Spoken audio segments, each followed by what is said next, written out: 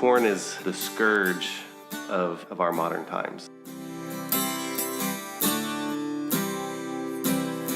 This is a struggle for probably every man in our society at this point, because again, it's just so...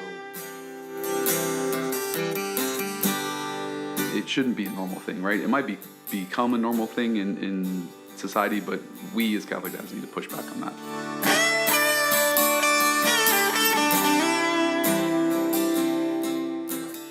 All right, I think we're ready to go. Sounds good. Let's roll on and see what happens. Yeah. So if it's not rolling, I think we'll be like, that one episode of the Catholic stuff where they recorded the whole episode and then they were like, something didn't take. But I think this is taking. I can see wiggles. They're small, but they're there. They're small. Yeah. They are there. But good morning, everybody. Good morning, Mr. Chad. Good morning, everybody out there. How's it going, Jeff? It's going great. Yeah, so we have some new equipment here today. We've got a studio upgrade of the Catholic Dads podcast. This is the Catholic Dads podcast, and right. I'm Chad, and that's... In case you were flipping through the channels to see what was on tonight. And I'm Jeff. Yeah, so we had some technical difficulties on the last podcast, which I did not realize until I was mixing it down, and it's like, what is that gargled noise? Yeah. And I realized it was coming from my microphone. But luckily, because the microphones we were using were omnidirectional or whatever, that you could still hear me. I was just from across the table from you. Right, yeah. So I just took that microphone out, and we went with your sound. And right. And it was funny, too, in the middle of, I don't remember which one that we recorded, but I said something about, that I was, I was sitting a lot closer than you were, so maybe I was going to be picked up louder or whatever. Yeah. And it was for the NFP podcast. That's the one. Yeah. So in podcast time, this is going to come out. Let me see the date here. So today is the 6th. We're going to release the NFP episode today. Right? Today/tomorrow. Yeah. I'm doing a little bit more stuff to it. Okay. So this will come out on the 13th or 14th. Cool. And we're still on the Humanae Vitae. Yep. So that's what I want to continue our Humanae Vitae talk. So as you can recall from last time, Pope Paul VI, Humanae Vitae turns 50 years old this month on the 25th of July. And so all the topics that we're going to have today is going to relate to Humanae Vitae in some way.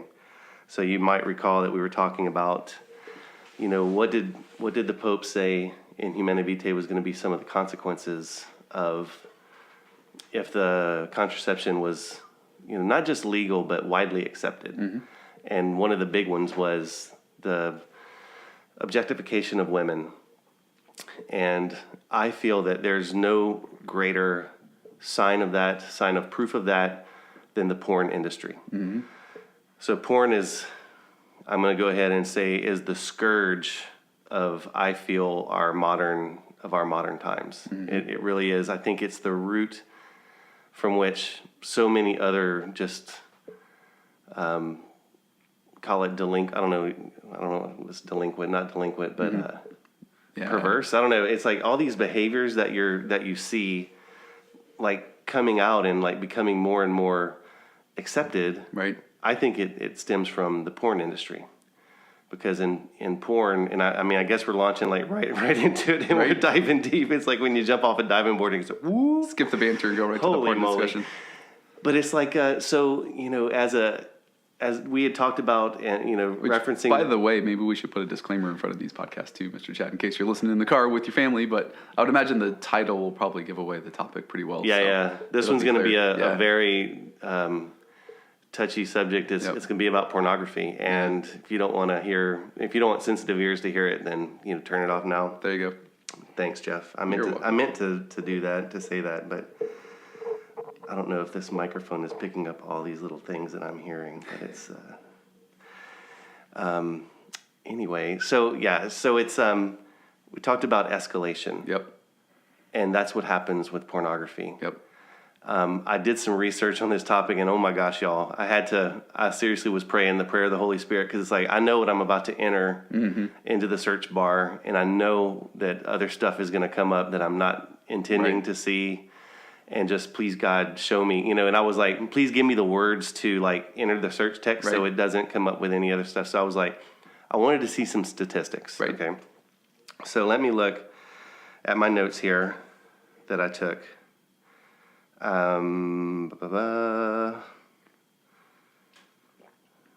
So while you're looking that up, I will fill the dead space with sort of the as we were talking about why we're doing this podcast as to why we're doing it on the Catholic Dads podcast. So I was trying to kind of think about that and think about the things that we wanted to say. I think there's two things. One is for Catholic dads, we need to be aware of just how out there it is in our own behaviors. I would imagine, we're both in our 40s, so we didn't really grow up in this culture, but the Playboys and all of that stuff was around when we were growing up.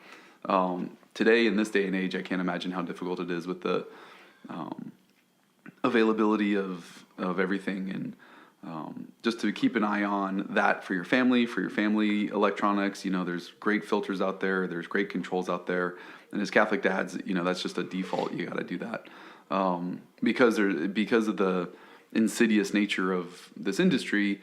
There's been the articles where like even kids YouTube video things where they're like targeted for young kids will have stuff that you don't realize they're putting in there. So that would be number one for the family. As a Catholic dad, you need to protect the family and put those walls up on all the devices and remember all the devices, any internet enabled device. And then the other thing, of course, be present and watch what's going on. But then also for ourselves, right? As Catholic dads, this is a struggle for probably every man in our society at this point, because again, it's just so out there. One of the things we want to be really careful in this podcast is I don't want to give any indication as to what or where or any of that stuff, right? So we're going to keep that separate, right? I don't want to use any specific terms or names or anything, right? Because that we don't want to open those doors at all. But for Catholic dads, we've got to acknowledge that this is going to be a struggle for every single Catholic dad and probably every man, and honestly the statistics show a lot of women as well in the society because it's everywhere. So know that it's out there. Know that there's a lot of probably your friends and family that are having the same struggles, but make the struggle and make it a good struggle because it's worth it. It's not just because society is out there, talking in your ear that this is a normal thing. It shouldn't be a normal thing, right? It might become a normal thing in society, but we as Catholic dads need to push back on that. So maybe that's a lead into the stats that you were... It is. I do want to make a comment about what you just said. So I'm going to be as real as I can without incriminating. It's a sensitive subject, things. Right? Yeah. We don't have filters here. Mm-hmm. And I will say that the filters, filters serve a purpose. So we had filters at one point in time. Mm-hmm. We don't have filters anymore. It's almost to the point of, because if you want to go look at porn, you're going to find a way to look at porn. Yeah, and that filter be damned. Yep. You're going to find it. Yep. I know this. Right. So the filters don't matter. Yeah. And it goes into what we're going to talk about next time also, which is like the birds and the bees talk. It's like, you can't just sit there and say, don't do this. Right. Because I said so. Or don't do this because it's wrong. You got to get into the why. You got to really get into the why. And once you instill in the why, then that's the only thing that's going to help you out of this and help you out of it, number one, if you're in it. Yep. But help prevent them from falling into it. Well, and I think the why should be also part of why we're doing this podcast for the Catholic dads. Mm-hmm. Because as a Catholic dad, you've probably heard the don't do it, but maybe you haven't heard the why. Yep. The filters, those are to prevent the accidental stumble on, right? Because obviously everything can be worked around, and the kids are 100 times smarter about all the stuff than we are anyway. So yeah, absolutely, filters can be undone. I think there's some it gets, so maybe we'll have the addiction discussion really quick as well. It is absolutely an addiction. The articles and the studies that have done it, and what's interesting is this is where there's a certain Venn diagram, if you will, between morality and sort of the moral sphere in society, the the churches and the Catholic culture, there is a Venn diagram that overlaps into psychology here, because there's a lot of psychological studies and things going on in universities, and I don't go out and look for this stuff, but you stumble on it, right? To the point where I was flipping through the channels, and C-SPAN had like an open panel on it at some conference, and it was really interesting to listen to. This was a couple years ago. It was really interesting to listen to these, psychologists, human behaviorists, talking about how damaging this is and how addicting it is because of where it goes in the brain, right? And how it just releases crazy amounts of endorphins. The escalation is a huge problem, because once you get that endorphin hit, then the next one isn't going to be as much with the same content or with the same whatever. Yes. In the panelists, it was an open forum, so at the end there was a lot of people that came up and asked questions and all that.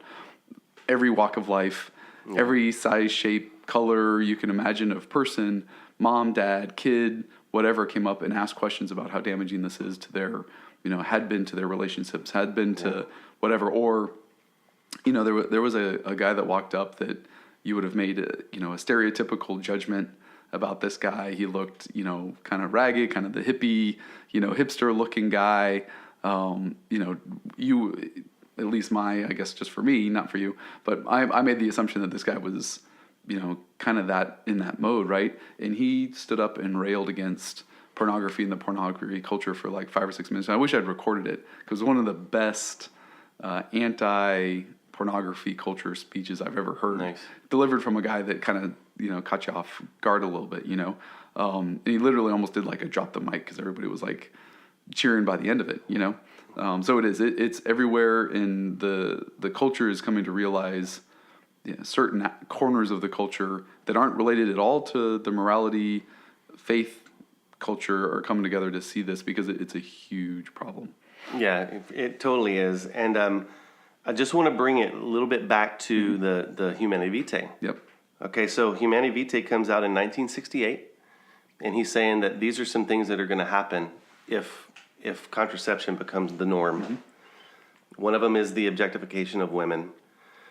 So let me look. So the stats that I was wanting to look at was, I was trying to see when did, because again, when you're looking on the internet, number one, you're on the internet and you've got porn as a search term. So I'm trying to be very specific about how I word things. Mm-hmm. But I was trying to see what was the acceptance, what was the availability, and of course they're going to say that as soon as, when I say they, and I'm doing air quotes right now, mm-hmm. when they say that when it came about, they're going to say as soon as you had movies, moving pictures, right? So, but as soon as you had a still camera, one of the first things they took a picture of was this. Right. As soon as you had movie cameras, one of the first things they filmed was this. Right. I mean, there's no way to cross-reference that. Mm-hmm. But what I did find was that these stag films, I grew up in the, like Jeff said earlier, I'm in my 40s, so 70s, mid 70s, you watch things like Happy Days or whatever, and you would hear occasionally they would talk about a stag film, and I had no idea what a stag film was. Mm-hmm. But these stag films were apparently these very early on types of porn, basically. But it was very one of the things that I was reading was trying to describe what it was, and you want to talk about cinematic quality. There's none, mm-hmm. and it's just they're videoing this stuff, and it stayed this very low quality and kind of basement kind of thing that you would only do every once in a while. They would get together and it's the stereotypical bachelor party. They would watch the stag movie or whatever. But, and then so that this, I'm not making these stats up. Mm-hmm. I do have to admit that I Wikipedia'd this because I thought that was probably the safest bet. And there's it's hard to find stats on this subject. So anyway. But in the stat that I said, it said stag films remained the same for decades until the 1970s when the industry exploded. The quote-unquote golden age of porn refers to a 15-year period from around 1969 mm-hmm. to 1984. Mm-hmm.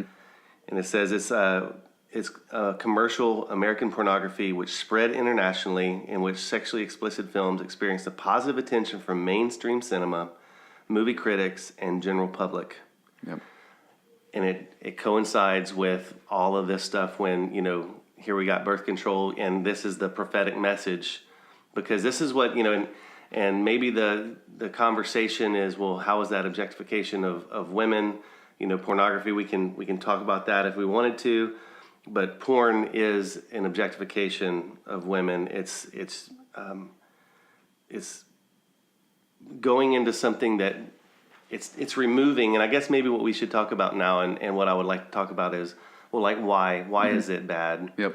Why is it bad? I mean, so primarily, it's taking the thing that is reserved for husband and wife alone, and it's making it public. Yep. So first of all, that, and this thing that is reserved, the marital act, so having sex, it's reserved for husband and wife because it is the most profound coming together of two individuals. The two become one flesh, and there's no mistake of why it's the most pleasurable act that there is. I mean, because it's so, the consequences of that. Now, I hate to say consequences because it makes it sound bad, but I mean, it could be life-giving. Right.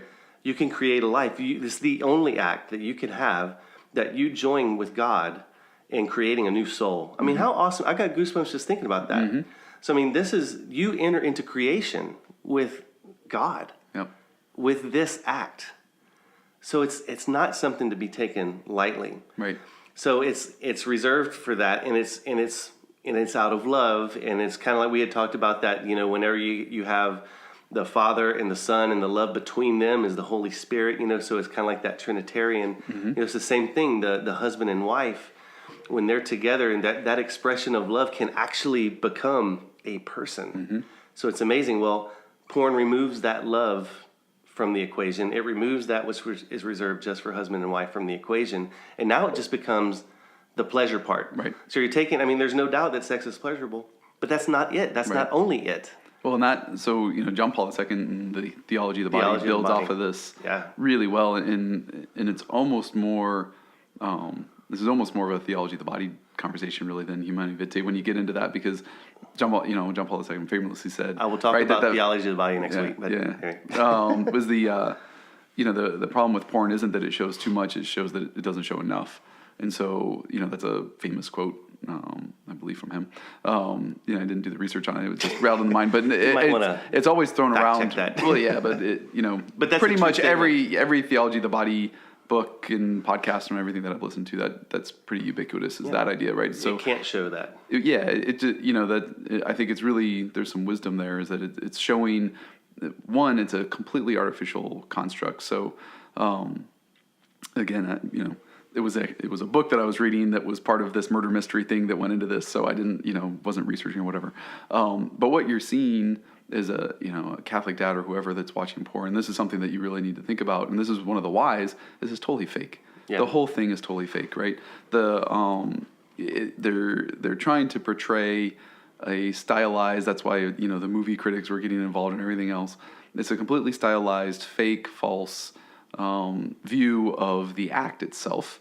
One of the biggest concerns that I have for the next generation is people that grew up watching that have completely unrealistic expectations of what the act actually is. Yeah. And that's hugely damaging to relationships. It's hugely damaging to, the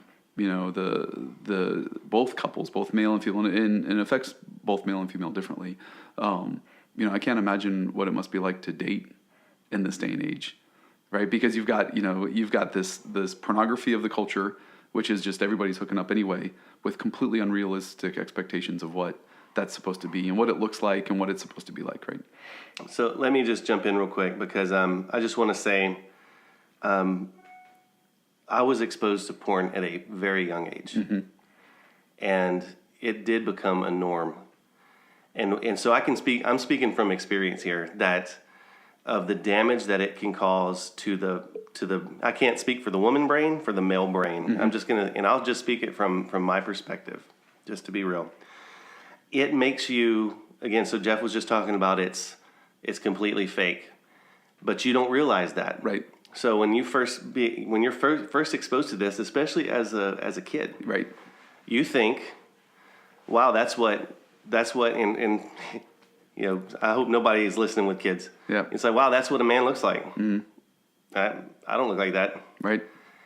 And then also, well, that's what a woman looks like. Yeah.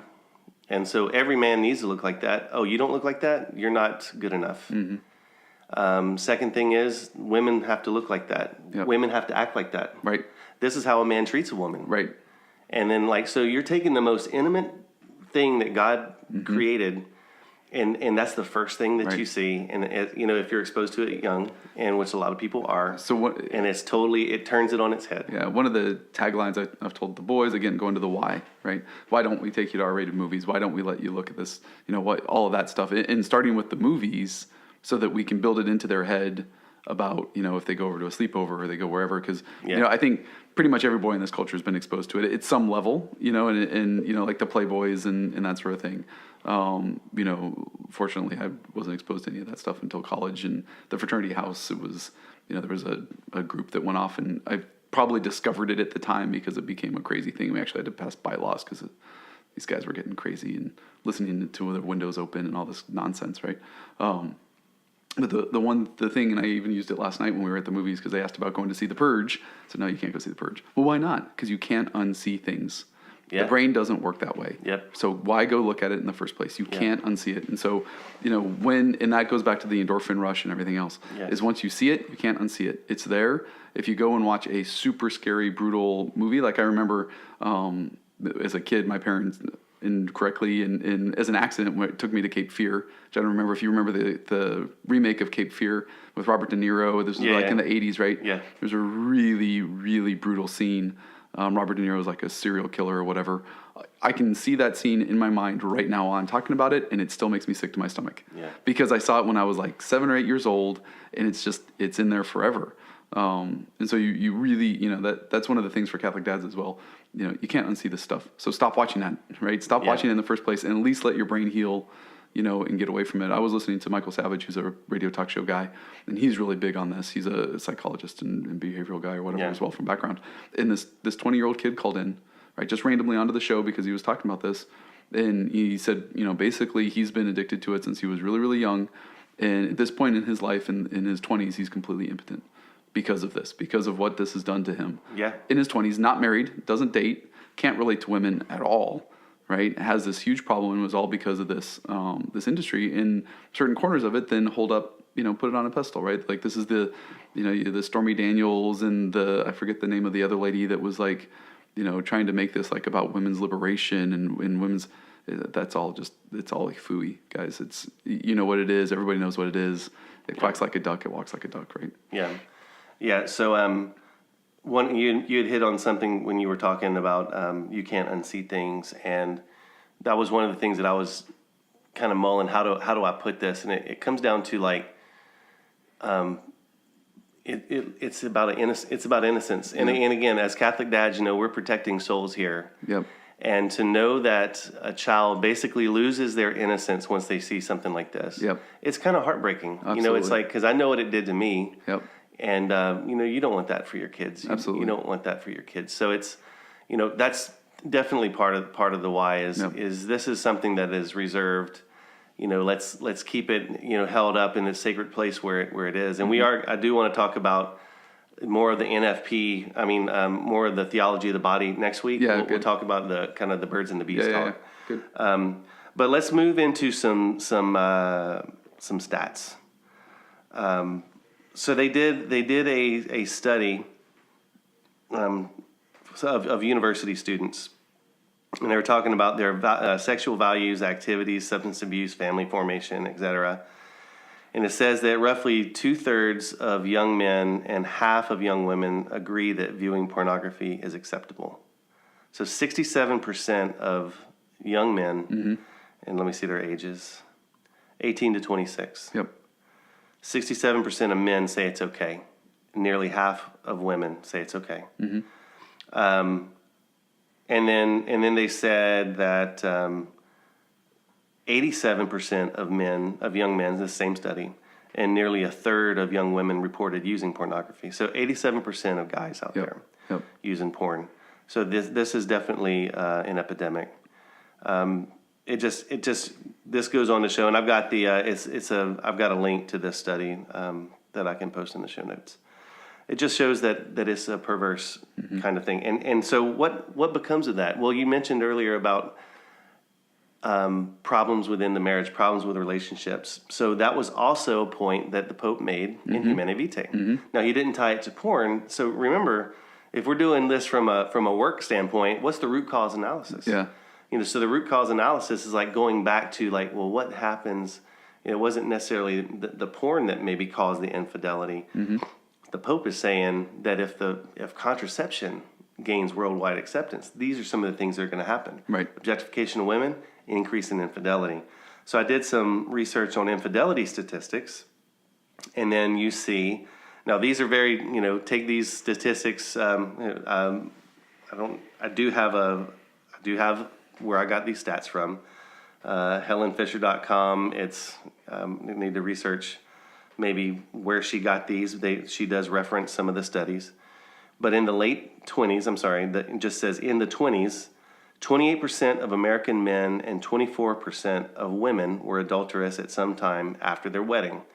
And it quotes a Lawrence 1989 study. So 28% of men, 24% of women. In the late 40s, early 50s, approximately 33% of men and 26% of women were adulterous. Okay, so the women are basically remaining flat on the infidelity scale. The men have jumped up from 24% to 33%. Data in the 70s. So now we have the birth control pill, is legal and everything. So what happens now? 41% of men, 25% of women. So women are remaining flat on the infidelity scale. Men are just taking the wrong trend up, okay? Right. And then it says, and data collected in the 80s suggests that 72% of men and 54% of women were unfaithful at some point in their marriage.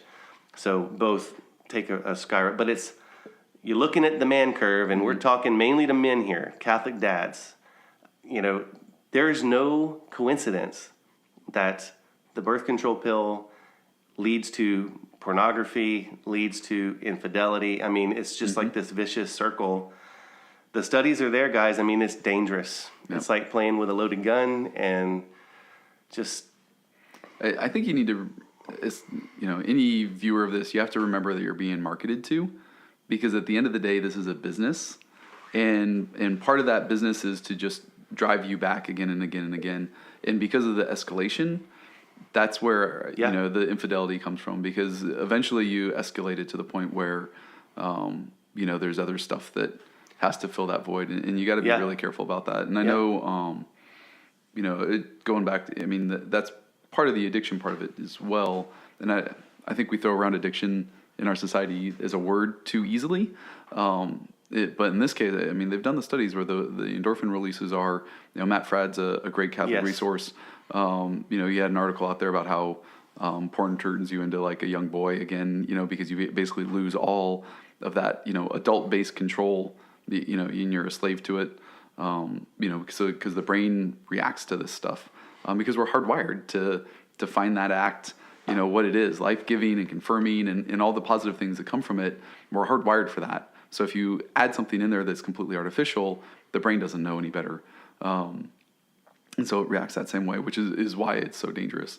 I would say too, looking at those stats and looking at how, 87% of young men in college and 20s, those are the ages when our boys need to be looking for a spouse, need to be looking for a future mate. And those are the decisions they'll make. And I'm sure the divorce rate tracks along these things too. Oh, yeah, they're going to be making the decisions about who they want to spend the rest of their life with in this culture. But also, if they're being affected by this, that's going to skew the decisions that they make.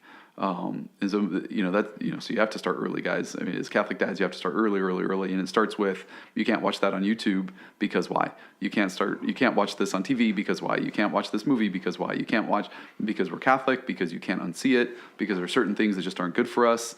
We don't eat all the chocolate that we can put in our stomach. We don't jump off of buildings because we know that they're going to break us.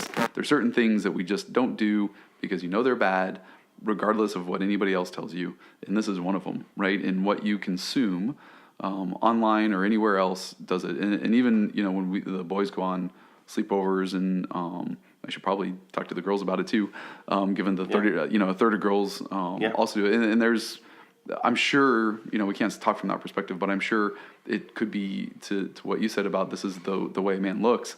Can you imagine how damaging that is to a young woman watching some of the stuff where, plastic surgery, and all of the artificial everything, about these, the view that would give to a young woman in terms of her body perception is just, really, really damaging. Yeah. But what I say, whenever they go, don't watch anything at your friend's house that you wouldn't be able to watch in front of me, right? Yeah. Remember that you can't unsee it, and this is, it's not something that you mess around with, right? I said, I tell them every time, you need to call me, right? If something comes on the TV, whether it's parents, whether it's older siblings, whether it's your buddy, it doesn't matter. Just, say, oh, you know what? I'm not going to watch that, right? And come get me. I remember, I don't remember what age I was, a new family moved into town, and his dad had like a whole line of Playboy videos, like right under the family TV. And we were over there hanging out at their house, and the parents weren't home, and I was like, I don't know why, but I walked away, went home, It was like there was just something there that, and believe me, I'm not holier than thou. College was, first exposure to this stuff as well. And it's hard. I mean, as a Catholic dad, even though you know all this stuff, even though you know the why, it's still hard because it's just everywhere. It's everywhere. And you have to be very, very, I wouldn't say careful. I think careful is the wrong word. I think awareness is better, like to your point of, don't run the filters because you need to have that self-control. You just need to have the self-control, right? I'm not saying that like that's the reason why. I'm just... Well, but it's to an awareness. Like we can't raise our kids outside of a culture and hope that it's not going to affect them, right? Our kids are eventually going to go into that culture, whether they go to college, whether they go to a job, whether they go eventually. Our kids are going to, whether they're homeschooled or regular schooled or whatever, they're going to go in that culture. So the trick as a Catholic dad is to talk about these things. Exactly. Protect your family from it, right? Don't bring it into the house, right? The old crazy uncle that's got the stuff, the old, dad's collection of classic Playboys up in the attic and all this nonsense. Don't bring it into the house. Protect your family, but then have these conversations and don't pretend it's not out there. Yeah, I mean, and we may be talking to a Catholic dad that was lucky enough to never been exposed to any of this, and maybe this is the first time he's here. I doubt it, right? But you can't put your head in the sand and pretend it's not happening. Yeah. We've got to address it up front, right? Right. And I would just say to kind of close it out that it does start with you. Mm-hmm. So it starts with the dad. Yep, it really does. And maybe you're in the fight right now. So I just want to talk to you right now, and that is, it's never too late to turn your ship around, okay? Mm-hmm. But you cannot, and I can't stress this enough, you cannot do this alone. Mm-hmm. You can't do it. Yep. The only way that you're going to do it is with Christ. Christ can make this happen. He can make you new. He can turn you around from this addiction that you might be struggling with right now. I've witnessed it personally. I mean, it's nothing short of miraculous. Mm-hmm. But it's only through Christ. It's only through finding people that support you and surrounding you with people that if you're with a group of people that support that bad addiction, mm-hmm. that thing, you need new friends. Yeah. Surround yourself with people that are going to be fighting for you and all have the same goal of getting to heaven. Yep. And that's what we're here for, is to get to heaven. So go to Christ, surround yourself with friends that are all on the same path. Find yourself a good confidant, get a spiritual director. Right. As Catholics, we have the sacraments. Go to the sacraments as many times as you need to. Right. And if that means that you're going to confession every week before you receive Holy Communion because you fell again, guess what? Just do it. Yep. You know, I was listening to the Catholic Stuff podcast yesterday, and they had made a comment about anytime you hear accusation in your head, that's not of God. Mm-hmm. That's the devil. Yep. He's the accuser. So just to show you know that I know where y'all are coming from, you know, you fight, you try to do the right thing, you fall. Yep. And then the first thing that you hear in your head is, God, I can't believe you did that. Yep. You know what, guys? That's not God talking to you. That's the devil. And the only thing that's going to expel the devil is Christ, and go to the sacraments, and as many times as you need to do it. Yep. And God will release you from this. He will deliver you from this. One of the insidious things about this, and why I think it's important to have this conversation too, is that even though it's somewhat accepted, it's never personally accepted. There's a lot of shame for the users, right? They come every time, just like you're saying, I fell, now I feel bad, now I get back in the cycle, right? Because I feel bad about myself, et cetera, et cetera. And that, you know, one of the things that we need to say to you, there shouldn't be any shame in this. It's, you know, it's been marketed, pushed, exposed to. If you're in the throes of it, fight it, but don't feel ashamed about it, because every other Catholic dad that's out there is fighting the same fight you are right now. Yeah, we're all battling. We are about. I mean, once you, you know, you talk enough, you get to know enough people, right? In the Catholic Dad's community, that's the point of having good friends and that sort of thing. This is a struggle for everybody. It's a struggle for every single man in this culture. And so if you feel like you're fighting it by yourself, you're not, right? Yeah. We're two Catholic dads that are podcasting that are fighting it with you. Yeah. And your buddies are fighting it with you. The key is to make sure that you've got buddies that are fighting the fight. Yeah. And haven't, you know, given in or given up. Yeah, and so be don't real. Give in and give up. Be right? real. I mean, I think the thing for us as men is we're very prideful by nature, and you know, pride is the source of the fall. Yep. And you know, that's just a fragment, an effect of original sin that we're all born in sin. We're all fallen human beings. And so don't, you know, kind of get. My point is just get over that pride. Yep. And find yourself a close friend who you can, you know, just say, you know, call it an accountability partner, just to say, hey, you know, I'm struggling with this. Can you pray for me? You know, I mean, and, you know, it's always handy to know some rote prayers. You know, I find that the Come Holy Spirit prayer is a wonderful prayer to pray anytime you're wanting to do anything that's, you know, you're calling the Holy Spirit into your life to fill the hearts of your faithful and kindling in the fire for love. I mean, so it's like, find yourself a couple of quick prayers that you can just memorize, and you feel that urge, start praying. Call your accountability partner. There are things that you can do. I would look at Matt Fradd if you're really in the throes of this. There's lots of really good resources. He's a very outspoken addict that's fought the good fight and is now sharing his story.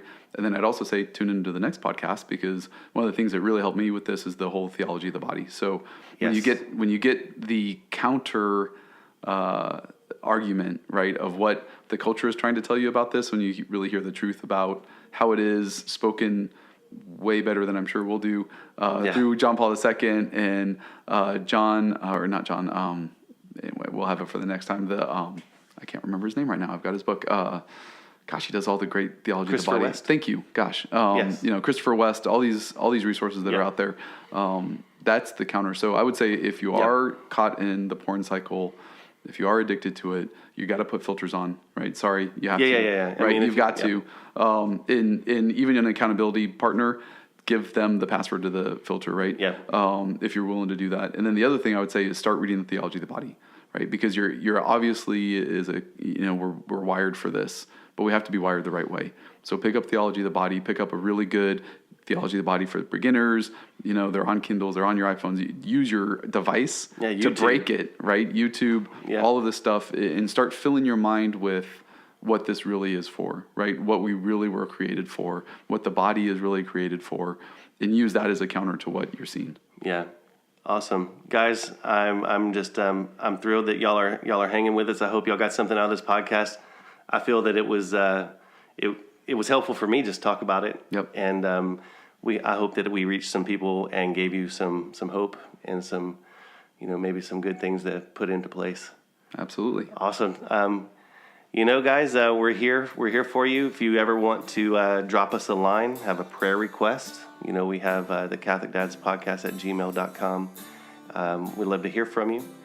Go ahead and find us on Facebook.